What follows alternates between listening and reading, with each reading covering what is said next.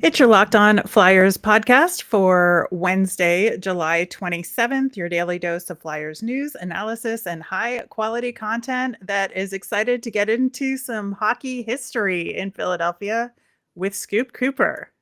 Always fun to talk to Scoop. He is a wealth of knowledge. All right, we will get to that on today's show. You're Locked On Flyers, your daily podcast on the Philadelphia Flyers. Part of the Locked On Podcast Network, your team every day.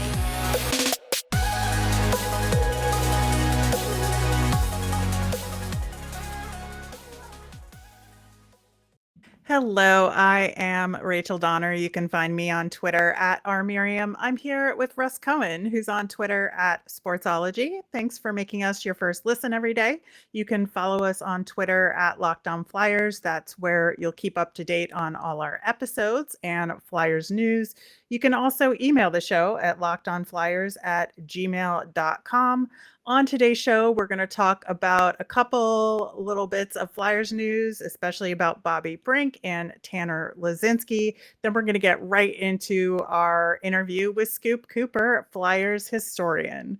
Locked On Flyers is free and available on Apple Podcasts, Spotify, Odyssey, wherever you are listening. So subscribe. You'll get all of our episodes here on the Locked On Podcast Network.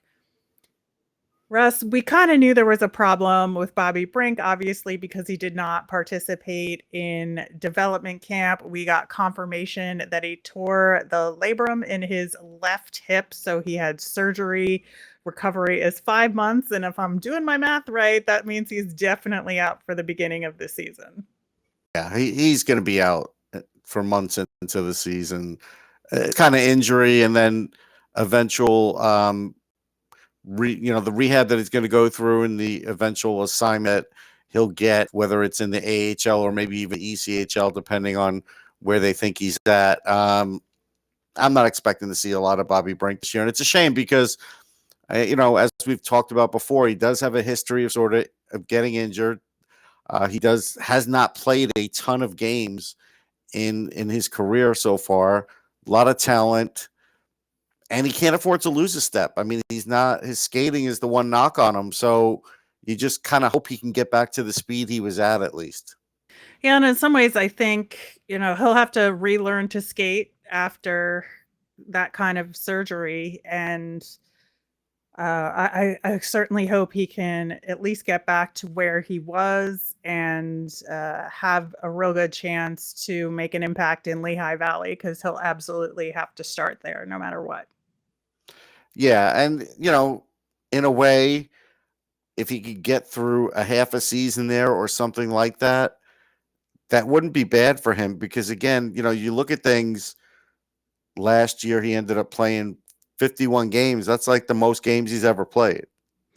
So I do think it'll be good for him to have that kind of a recovery process. But again, certainly hope he gets well soon and gets back up on his feet and can get back to playing hockey. All right, Tanner Laczynski signed his qualifying offer, or at least they came to a conclusion on a contract for $762,500. It's a 2-year contract. The first year is a 2-way deal. Second year is a 1-way deal at the NHL level. So, I think this is really smart for Tanner to get that guaranteed NHL contract for the second year. It's smart for the Flyers to have it 2-year. In the first year, I'm sure there was some compromise going on there, but Tanner is one of those borderline guys that has a chance of making the Flyers, but I do think it's more likely he ends up in Lehigh Valley. Yeah, he'll probably start in Lehigh, but he definitely has a chance to make it. I think I think Torts will like his interactions with him. I think he is that kind of player who could really carry out Torts' system. So, but you're probably right. It is smart to get that 2 years. It's smart that this is a good 2-year signing by the Flyers. And so, yeah, I feel like if Laczynski stays healthy, we'll see him this year in Philly. I think so too. He'll be definitely near the top of the list of call-ups if he does indeed start out in Lehigh Valley. And I think he has a really strong case. Hopefully he can make it in camp to be that guy. Yeah, that's the big hope, and I think he will. So we still have a few more unsigned players left. Of course, we know Zach McEwen filed for arbitration, but aside from that, we have Linus Hogberg, the bigger names Owen Tippett and Wade Allison yet to be signed, plus Hayden Hodgson and Jackson Cates. They're all going to get done. You know, who's going to be like the last on the list? Probably Hayden Hodgson. Like, I just feel like he's going to be the last on the list, and McEwen will get done probably just before the arbitration date. I would say don't hand out a 2-year one on that one, but the Flyers are handing out 2-year ones pretty regularly, so who knows? We shall see. I think that's a 1-year deal if I were making it as well. Yep. All right. We are going to bring you our conversation with Scoop Cooper. A lot of fun stories, especially about Ed Snider and Fred Shero. So we're excited to bring that to you coming up next. All right, so there is so much hockey history in Philadelphia, not just the Flyers. We'll get into that. And we are so thrilled to welcome to the show Bruce Scoop Cooper, who is a hockey historian, now retired. Welcome. Well, I'm glad to be here, even though it took a technical miracle to do it. All right. I want to start out pre-Flyers because I am the most fascinated by that aspect of it. There was a team before the Flyers called the Philadelphia Firebirds, and I understand you worked for them. So tell us about that team and that league and how it kind of led to the Flyers becoming a thing. Well, actually, the Firebirds were in the 70s. The first professional hockey team in Philadelphia was 1927. And that was the Philadelphia Arrows. The Flyers are actually the 10th professional hockey team in Philadelphia. I mean, there have been 10 professional hockey teams in Philadelphia. I guess the Flyers were the 6th or 7th. But put it this way, since 1927, there have only been 7 hockey games played in Philadelphia at which a championship trophy was awarded at the end of the game, and I was at all 7. So that is pretty impressive. Yes, but I was the Firebirds was a league below the American Hockey League. There's also been 3 American Hockey League teams or 4 American Hockey League teams in Philadelphia as well. There were the Phantoms, and before that, the Firebirds moved into the American Hockey League after the North American League, and then before that there was the Falcons and the Ramblers, and the Falcons were actually an interesting team because they shared something in the historic accomplishment, so to speak, in the American Hockey League, which the Philadelphia Quakers were. Which was the first NHL team in Philadelphia that lasted 1 season, which is 1930-31. That team still has the still standing record for fewest wins in a season. They won 4 games and then folded. And the Philadelphia Rockets, which was the second American Hockey League team in Philadelphia, which came in after the war, also has the same record in the AHL. They won 5 games in one of their seasons. So there were some outstanding failures in hockey history until the Flyers came along, and that's why not many of these teams lasted very long. There was, as I said, the first team was the Philadelphia Arrows, and then that changed to the Ramblers. That team came into the Can-Am League in 1927, and then that league merged with the old International Hockey League to become the International American Hockey League, which was the birth of the American Hockey League. That was in 1936. 2 years later, the first 2 years, those two leagues were both down to 4 teams played, interlocking schedule, although the two leagues were still separate. And then 1938, those two leagues formally merged, become the American Hockey League, and that league has existed since 1938. And Philadelphia was in that league at that time as the Ramblers. And the Hershey Bears are the only team that's been in continuously since 1938. All right, we'll have more with Scoop Cooper, but first we got to talk about our friends at Bet Online. BetOnline.net is your number one source for all your betting needs and sports info. Find league reviews and news on every league, including Major League Baseball, and all the info leading up to next year's NFL, NBA, and NHL seasons. They even cover combat sports, esports, and golf too. BetOnline is your continued source for all your sports wagering information, from live betting to scores and podcasts and more. BetOnline is the fastest and easiest way to check in on all your favorite sports and events. Head to the BetOnline website today or use your mobile device to learn more about the trends in action. BetOnline, where the game starts. So what about the Firebird at Scoop? What was interesting about them? Well, the Firebirds were really fun. We played at the Civic Center Convention Hall. Played 3 years in the North American Hockey League and 2 years in the American Hockey League. And they actually won a championship in 1976, which was called the Lockhart Cup. It was old time hockey. The movie Slapshot was based on that league.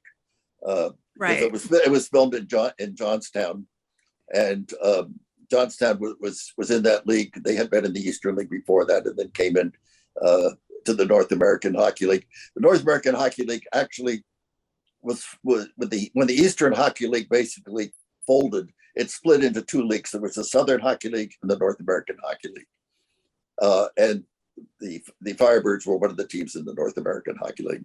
But then when that league folded, the Firebirds moved over to the American Hockey League, as did the Bighams and Dusters. But it was old time hockey. There were lots of fights and bench clearers every night, but it was very entertaining, and it really drew a very loyal following. And there's still a lot of people 40 years later. There's a Facebook page called the Real North American Hockey League, and the Firebirds are right in there. And there are still a lot of people around here that because in those days you couldn't get into a Flyers game, because this was right around the time of the Stanley Cup years, and there was no way to get into a Flyers game. So people that wanted to see hockey came to see the Firebirds, and it was a lot of fun. Okay. And I was going to say, Scoop, so we were chatting offline, and you had a story about Ed Snider that you wanted to tell our audience. Yes. Well, I knew Ed Snider for basically, I guess, 45 years. And my general rule of thumb with Ed is, if he said hello to me more than twice a year, I started to get nervous because he was noticing me too much. If it was twice a year that we greeted each other, because in the Spectrum, the hallway down there, I mean, everything was compacted. You saw everybody, unlike the center where everything is spread out, and you don't see people. But this was, of course, the Flyers in 1979-80 had their 35-game unbeaten streak and went to the Stanley Cup Finals and lost in 6 games to the Islanders. Right. So the next season, 1980-81, obviously the team was a big draw at that time, and at that time I was a contract writer for the Flyers, and I wrote a lot of stuff for the program, because the program then there were 16 live pages every game. So I wrote almost everything that was in there. I had a full page column on the back page called Scoop, and I ghost wrote a column for Pat Quinn. I ghost wrote one for Bernie Perron. I did lots of feature stories and that kind of thing. And one of the things they had me do for the 1980-81 season was a magazine size kind of a yearbook thing. It wasn't the same as the media guide. It was more basically for the fans with lots of big pictures and blurbs about each player. Oh, yeah. And I remember those. Yes. And of course, one about Ed Snider. So, that was one of the projects that I did. So I went down to the Spectrum in the summer and sat in Ed's office for about an hour, interviewing him for that piece. And, we had a very, very pleasant chat. And, I wrote it up and sent in my copy along the rest of it. But it wasn't going to be published until about November, which was about a month into the season. So opening night at home, the Flyers won their first 2 road games. Opening night at home, they lost to Toronto. And the second game they were playing Vancouver. And it was October 16th, 1980. So I arrived at the Spectrum that night, and I was walking through the hallway, which took you right by the Flyers office. And as I walked by there, the receptionist waved at me and said, "Come in, there's a phone call for you." I was kind of surprised. He said, "Phone call for me?" He said, "It's Mr. Snider. He's calling from his limousine and he wants to talk to you." And I said, "Oh, okay."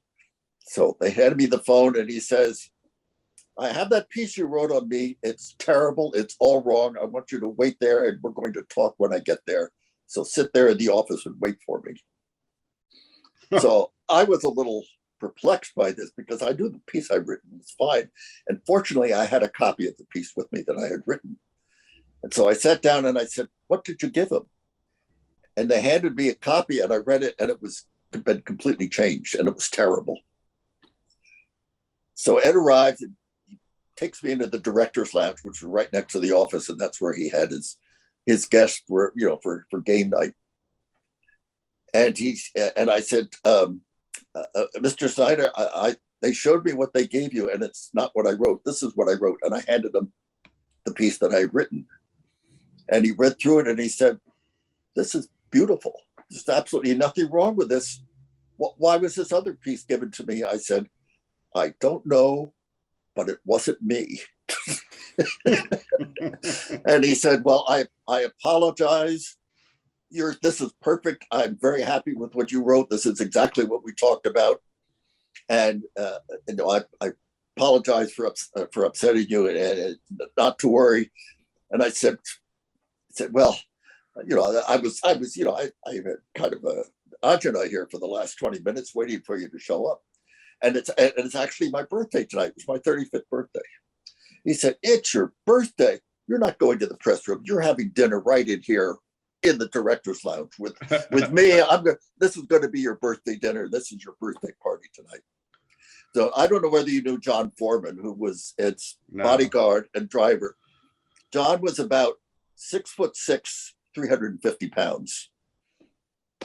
And he was not only Ed's bodyguard and his driver, he was the bartender in the director's lounge. Oh. And he said, "John, give this man a martini." So I sat down. He gave me a martini, which was generous. And I was so nervous that I had a second one. And I don't remember a damn thing about the game, except that the Flyers lost 5-2. But that was my 35th birthday party, was getting completely blotto in the director's lounge at Ed Snider's behest. But he was always very nice to me, and I think that's one thing that he remembered. But I don't know whether you know this other story about Ed, because the rule of thumb is during the game you were not allowed to talk to him. You just didn't bother him. Okay. And so one night, the Flyers were playing at Madison Square Garden in New York, and Ed had a box there. And there was a local New York businessman that crashed the box and wouldn't shut up during the game. So finally, Ed threw him out, and it was Donald Trump. They told him to get out and never come back. Oh, man. Now, that was probably 25, 30 years ago, but still, that was, you knew you just did not talk to Ed during the game, and that was it. So I mean, I was always on the other side, either in the press box or up in the broadcast booth when I was working on that. But that was so that's my favorite Ed Snider story, and that's a good one. I was always very careful never to be a Flyers employee. I was always a contractor, a freelancer, and so consequently, I was never a threat to anybody, and that's how I lasted. Almost lasted 50 years, is because I got along with everybody, because I wasn't a threat to anybody, and so I had a really good time, and I did get to drink from the Stanley Cup in the Flyers locker room on May 19th, 1974. And I thought, well, this is great. Get to do this every year. And that was 48 years ago. And then the amazing thing is, when the June issue of Hockey News arrived, there was a picture of Dave Schultz kissing the cup, and I was standing right over his shoulder. So I photobombed the front page of Hockey News for when the Flyers won the Stanley Cup. I love that. So I guess that's my claim to fame. There were four people on the cover of that Hockey News. There was Dave Schultz kissing the cup. There was his wife standing there. I was over his shoulder, and there was an ad for Brill Cream with Bobby Orr. So I was one of the four faces on the cover of the June 1974 Hockey News. So that's pretty good. Yeah. So, Scoop, what about Fred Shero? I know in the box you've always told me a lot of stories about him. What's one that comes to mind? Oh, I got on great with Freddie, because Freddie didn't talk face to face with the players. He either he talked to them as a group during the practices, and told them when he was changing lines and so forth. But as far as going one-on-one with the players, that's what he had Nicolak for. He either wrote his little aphorisms on the chalkboard, he left little notes in their lockers, or Nicolak talked to him. But Freddie talked to us guys, the media guys. He would talk to you all day, and it was just great. So I have a couple of really memorable stories with Freddie. And he also actually, after he retired and he left the Rangers, he did color on the radio for the Devils for a couple of years. And in 1984, I wrote a book with Gene Hart called the Hockey Trivia Book. And Freddie interviewed me between periods, which was was kind of a that was a kind of a trip to be interviewed by Freddie the Fog. The first thing he said to me, he said, "Now you write for the Catholic Standard and Times." I said, "No, I'm a Quaker." And he said, "Oh, okay. Well, I guess that's not you then." But the summer after the Flyers won their first cup, Freddie went to Russia to see Anatoly Tarasov, who was the great Russian hockey coach, to learn stuff. So he came back, and I saw him at training camp, and I said, "Freddie, nice to see you. How was your summer? How was Russia?" And he leaned over to me and he says, "There's no crime in Russia." I said, "What are you talking about, Freddie? There's no crime in Russia." He says, "It's not allowed." I said, "Freddie, I think there is crime in Russia."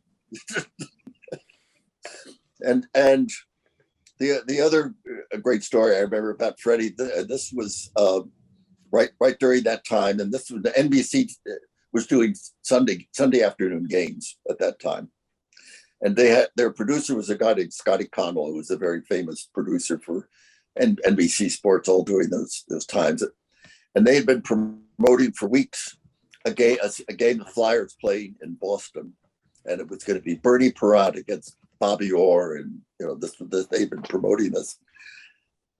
So the teams came out for the warm-up, and Bobby Taylor came out first. Scotty Connell saw this, and he was apoplectic. So he ran inside, and Freddie was sitting outside the locker room smoking a cigarette, wasn't watching the warm-up or anything. And because Bernie had played like 25 games in a row. Mm-hmm. And he comes up to Freddie. He says, "Freddie, what are you doing? We've been promoting Bernie Perrott here for weeks in this game. Why is Taylor playing?" And Freddie looked up at him and said, "It's his turn." He didn't care. Well, his turn. He plays every 25 games. It was his turn. Right. I didn't know this was a big thing on TV. And then also the one last thing is, I don't know whether you remember, but Freddie's glasses were very, very dark. Mm-hmm. And so you basically couldn't see his eyes, and he wore these dark glasses, but he had frames that were identical to mine. So I was at training camp, and the late Bernie Moser, who was the Flyers photographer that day, was doing all the headshots for the pictures. Freddie came in, and Bernie says, "Freddie, you can't wear those glasses. I can't see your eyes." And I was standing there, and I said, I took my glasses off and said, "These are the same frames." So if you see this picture of Freddie from training camp that year, which is the picture that's used all the time, he's actually wearing my glasses. That's funny. So anyway, that's another.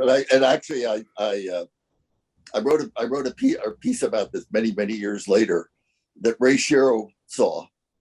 And I saw Ray a little later. Ray's son, who was the GM in Pittsburgh at the time, and he said he loved that story because he never knew that, but he said that was just a wonderful story because that was so typical Freddie. I'm curious. There's obviously been a lot of Flyers players over the history of the team that have then gone into management. Yeah. Afterwards. And I'm just curious, since you covered them from back when they were players and were familiar with them all the way up until, Bobby Clarke and Paul Holmgren and more than that. I knew most of them when they were drafted, right. When they were 20 years old. Who do you think changed the most between being a player and being in management?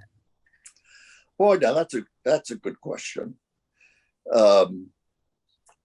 Obviously, Homer and Clarkey were both GMs of the team, and also Hexie. I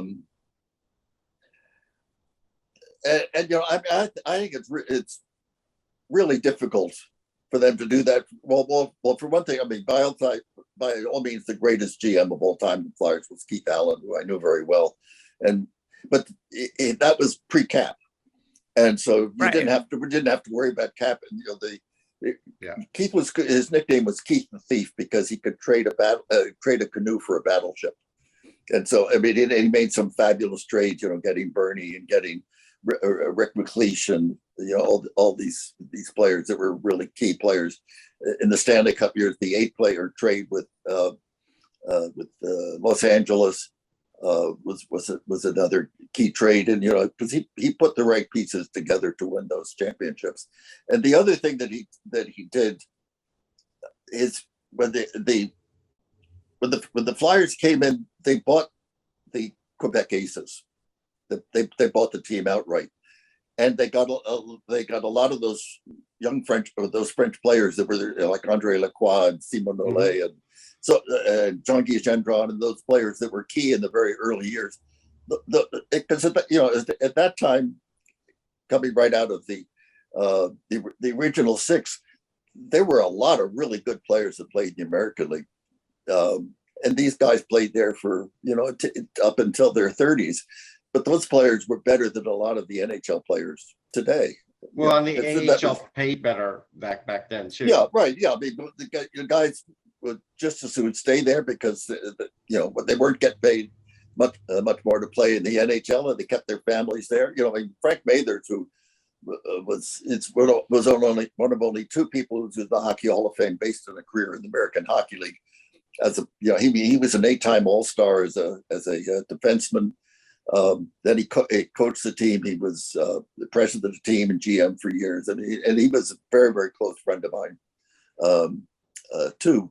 But a lot of those the key players on the early Flyers team were not only players that they got in the expansion draft, but were this group of French, mostly French players that came with the Quebec Aces, and they eventually moved team to Richmond, Virginia. It was the Richmond Robins for a few years, and then they were Springfield for a year. And then they started the Maine Mariners. Maine Mariners won the Calder Cup their first 2 seasons. They won Calder Cups in twice with the Phantoms, twice with Hershey. So what Keith did, and what was sort of carried on, is they always had 3 or 4 really good veteran players that played on those teams, because they were as important as the coaches were, because those are the players that the younger players really learned from. And that was very smart. Right. And this is not something that they really do anymore. And I mean, Ed made plenty of mistakes as the owner of the team, but still it was his number one passion.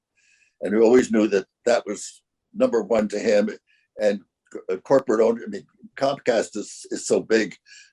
I say that the Flyers are just a pimple on Comcast's patoot, basically. Whereas, for Ed Snider, they were the central thing in his life, and that's why he brought so many people, so many former players back. Actually, a number of years ago, I went through a list of all the players that had played for the Flyers at that time. This was probably 15 years ago. And the number of players that had played once for the team and gone someplace else and come back at least once as a player or as a broadcaster, as a manager, as a coach, at that time there were 70. And there've been more since then. But, that's... They do that a lot. Yeah, but it's not, they don't do it that much anymore. But that was always the tradition. And so and I knew virtually every one of those players for decades, and they're all really good guys. And that's I kind of missed that, because to me, the current players are basically mercenaries that are come and go, and they're not playing for the crest on the front anymore. They're playing for the next contract, and they don't care where it is. Whereas to me, the real Flyers are the guys from the 70s. A lot of them still live around here. True. And those are the guys that that I know. I knew in recent years. I really didn't get to know very many of the players, because they were coming and going, and I didn't really care. And a real example of that is when Chicago beat the Flyers in 2012 to win their first Stanley Cup since 1963 or something or other. 2010. Yeah. Right. Yeah. I'm sorry, 2010. When they played their first game 4 months later for the next season, 11 of the players that were dressed for that game that they won the cup were no longer with the team. Yeah. And that just, so the churning and that's just, and you look at the roster the Flyers are going to have this year. You look at that, and there may be 5 players that were on the team 3 or 4 years ago. So there's no longevity, and there's no continuity. That's true. Yeah, I think Claude Giroux is a rare exception to that these days. Yeah, well, how long he was here. Yeah, players that will spend their entire career with one team, or it just doesn't happen anymore. You got Stevie Yzerman and a few players like that, but it just doesn't happen anymore. Yeah. So, yep. All right. That was so much fun, Scoop. So many good stories, and we really appreciate you joining us today. Okay, well, anytime, because I'm just a hermit here and I have nothing else to do. And as I say, I got a million of them. All right. Wow, Russ, that was so much fun talking to Scoop. Man, I know I have that trivia book on a bookshelf somewhere in my parents' house. I'm going to run and look it up right when I get there the next time. That's amazing. That's great. I mean, that's cool. Yeah, Scoop knows a lot. I was lucky to sit next to him for all these years, and so I learned a lot through him. Me too. Looking forward to maybe talking to him again someday. Hopefully, Yeah. we will be able to do that for the show. Wrapping up with our Flyers fun thing. The Flyers put out a fun TikTok about Tyson Forster and Zayd Wisdom being best buds, especially at development camp. They seem to get along really well. The two of them played together for the Phantoms in the non-CHL year, and so they know each other pretty well. It's Yeah. a good little video. I always like the buddy stuff. That's good. Yeah. All right, that'll do it for today's show. We'll be back again on Friday. We're going to talk about Bryce Brodzinski, who is kind of a rising prospect we have in the Flyer system. Plus, we'll have our mailbag, so send us your questions. You can tweet us at Locked On Flyers. You can email us at lockedonflyers@gmail.com, or you can drop a comment over on YouTube as well. I'm Rachel. I'm on Twitter at rmiriam. That's RMIRIAM. I'm Russ. I'm at Sportsology, SPORTSOLOGY. You made us your first listen today. Now make your next listen Locked On NHL. Locked On experts give you a daily 30-minute podcast on all things NHL all year long. You can stay up to date on everything in the hockey world with Locked On NHL, your daily NHL podcast. Have a great day, everyone.